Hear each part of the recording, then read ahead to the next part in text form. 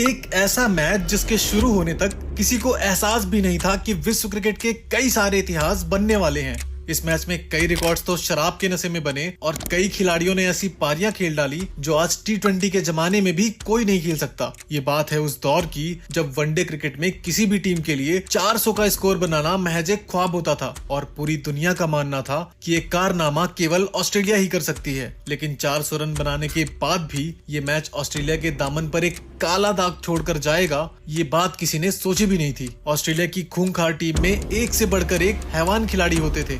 गेंदबाज एक खिलाड़ी को आउट करता तो अगला खिलाड़ी उससे भी ज्यादा खतरनाक होता था। आउट करते करते गेंदबाज थक जाते थे, लेकिन कंगारुओं की पारी खत्म होने का नाम नहीं लेती थी और इस लिहाज से ये मैच बहुत ही रोमांचक होने वाला था।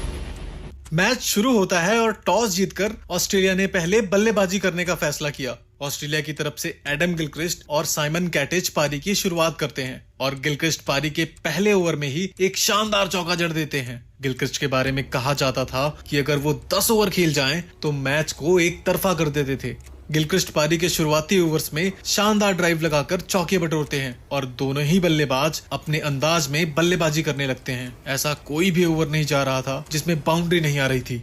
एडम गिलक्रिस्ट मखाया एंटनी की कुटाई कुछ इस तरह कर रहे थे जैसे वो कोई अफ्रीकी लेजेंड नहीं बल्कि किसी क्लब का मामूली सा बॉलर हो। और इसी बीच गिलक्रिस्ट अपनी हाफ सेंचुरी पूरी कर लेते हैं और इसके लिए उन्होंने केवल 35 गेंदों का सामना किया। इसके बाद भी बाउंड्रीज का सिलसिला जारी रहा और 15वें ओवर की पहली बॉल पर गिलक्रिस्ट ने इस पारी का पहला छक्का जड़ दिया और अगली ही बॉल पर गिलक्रिस्ट एक बड़ा शॉट खेलने के चक्कर में आउट हो गए। गिलक्रिस्ट ने अपनी तूफानी पारी में 55 रन बनाए और अफ्रीकी टीम का ये जश्न बता रहा था कि उन्होंने कितना बड़ा विकेट ले लिया था। हालांकि अफ्रीकी टीम को जरा सा भी एहसास नहीं था कि पवेलियन से रिकी पॉन्टिंग के रूप में एक सुनामी मैदान पर आ रही थी। ऑस्ट्रेलिया का स्कोर 15 ओवरों में 97 रनों पर एक विकेट था और साइमन कैटेज पॉन्टिंग के साथ मिलकर स्कोर को आगे बढ़ा रहे थे। इसी बीच साइमन कैटेज का भी अर्धशतक पूरा हो जाता है। इसके बाद तो मानो दोनों बल्लेबाजों के सर पर भूत सवार हो गया हो। दोनों बल्लेबाज अफ्रीकन गेंदबाजों की ऐसी पिटाई कर रहे थे मानो आज जरा सा भी रहम करने के मूड में ना हो और लगातार चौकों और छक्कों की बरसात कर रहे थे।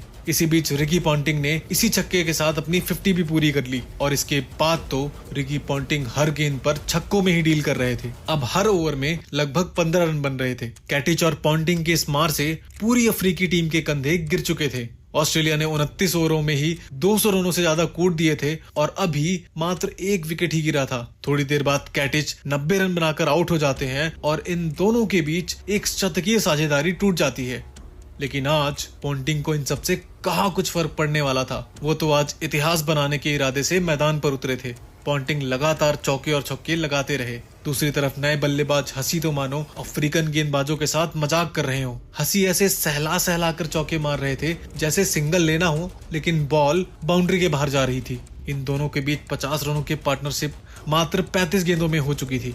अब पॉन्टिंग मात्र 70 गेंदों पर 99 रनों पर खेल रहे थे और आखिर में थक हार कर अफ्रीकी कप्तान ग्रेम स्मिथ खुद गेंदबाजी करने का फैसला करते हैं। एक कप्तान दूसरे कप्तान को गेंदबाजी कर रहा था और सिंगल लेकर पॉन्टिंग ने अपना शानदार शतक पूरा कर लिया। इस बीच माइक हसी भी कहां पीछे रहने वाले थे। उन्होंने भी अपना 50 पूरा कर लिया और अब माइक हसी अपनी खूंखार बल्लेबाजी से पूरी दुनिया को बता रहे थे कि आखिर उन्हें क्यों मिस्टर क्रिकेट कहा जाता है। अब ऑस्ट्रेलियाई टीम का स्कोर 42 ओवरों में मात्र 2 विकेट खोकर 3